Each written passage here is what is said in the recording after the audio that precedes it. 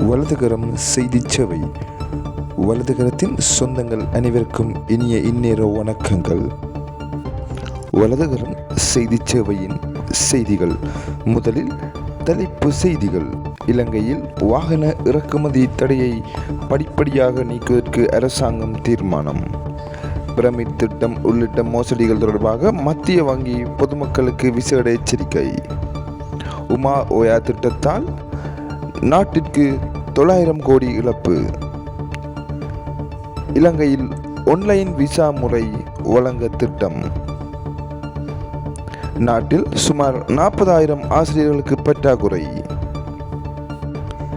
நேற்றைய தினம் நாட்டின் பல பகுதியில் வெப்ப நிலையானது எச்சரிக்கை மட்டத்திற்கு உயர்வாக காணப்பட்டது. அரசு வைத்தியசாலை வைத்தியர்கள் வெளிநாட்டிற்கு பயணம். நாடளாவிய ரீதியில் நேற்றைய தினம் இடம்பெற்ற சுற்றிவளைப்பில் பலர் கைது. இலங்கையில் வாகனங்களை இறக்குமதி செய்வதற்கு விதிக்கப்பட்டுள்ள தற்காலிக தடையை படிப்படியாக நீக்க அரசாங்கம் இந்நிலையில் பயன்படுத்தப்பட்ட வாகனங்களை இறக்குமதி செய்வதற்கு முன்னுரிமை வழங்கப்பட வேண்டும் என இலங்கை வாகன இறக்குமதியாளர் சங்கம் தெரிவித்துள்ளது.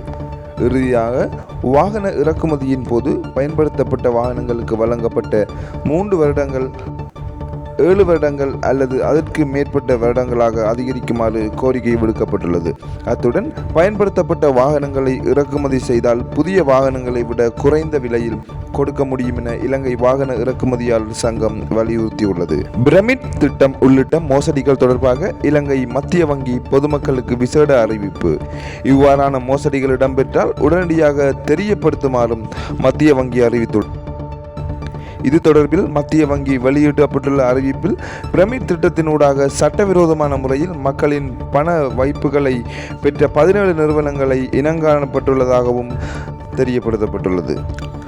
உமா ஓயா திட்டத்தை மக்களுக்கு வழங்குவதில் ஏற்பட்ட தாமதத்தின் காரணத்தினால் வருடத்திற்கு 900 கோடி ரூபாய் இழப்பு நாட்டுக்கு ஏற்பட்டுள்ளதாக மின்சக்தி மற்றும் எரிசக்தி அமைச்சர் காஞ்சன விஜயசேகர தெரிவிப்பு.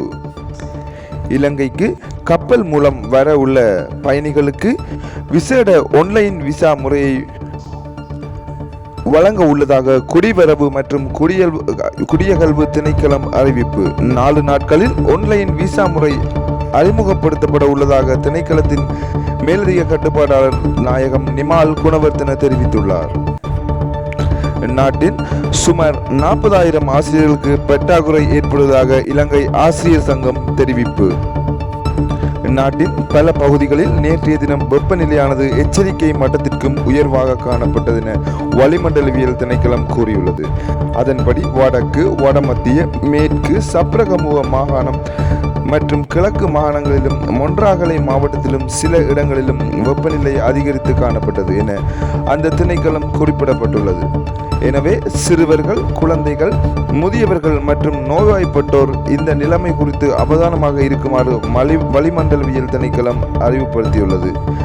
அதிகரிக்கும் வெப்பநிலை காரணமாக ஏற்படக்கூடிய பாதிப்புகளை குறைப்பதற்காக அதிக போதிய அளவு நீரை பருகுமாறு வைத்தியர்கள் அறிவுறுத்தியுள்ளனர். அரச வைத்தியசாலைகளில் 350 விசேட வைத்தியர்கள் அண்மையில் நாட்டை விட்டு வெளியேறியுள்ளனர். சுகாதார அமைச்சின் விசேட வைத்தியர் குழு ஒன்று இவனால் மேற்கொள்ளப்பட்ட ஆய்வில் தெரிய வந்துள்ளது. பல மருத்துவர்கள் இங்கிலாந்து, ஆஸ்திரேலியா மற்றும் பல நாடுகளுக்கு சென்றுள்ளார்கள். இவர்கள் வெளிநாடு செல்ல பொருளாதார பிரச்சனைகளே பிரதான காரணம் என அமைச்சின் பேச்சாளர் ஒருவர் கூறியுள்ளார். இப்பிரச்சனைக்கு அரசு உடனடி தீர்வு காண வேண்டும் என மருத்துவர்கள் கேட்டுக்கொண்டுள்ளார்கள். நாடளாவிய ரீதியில் நேற்று மேற்கொள்ளப்பட்ட சுற்றிவளைப்பின் போது நச்சுத்தன்மை கொண்ட போதைப் பொருள்களுடன் 6 பெண்கள் உட்பட 775 பேர் கைது செய்யப்பட்டுள்ளதாக போலீசார் தெரிவித்துள்ளனர். கைது செய்யப்பட்ட சந்தேக நபர்களில் 18 பேர் மேலதிக விசாரணைகளுக்காக போலீஸ் தடுப்பு காவலில் வைக்கப்பட்டுள்ளதாகவும் போலீசார் தெரிவிப்பு. மேலும் போதைப் பொருளுக்கு அடிமையாக உள்ள 9 பேர் புனர்வாழ்வு நிலையங்களுக்கு அனுப்பி வைக்கப்பட நடவடிக்கை எடுக்கப்பட்டுள்ளதாகவும் போலீசார் தெரிவித்துள்ளனர். வலதுகரத்தின் செய்திகளை அறிந்து கொள்ள வலதுகரத்தின் யூடியூப் பக்கத்தினை பின்தொடருங்கள்.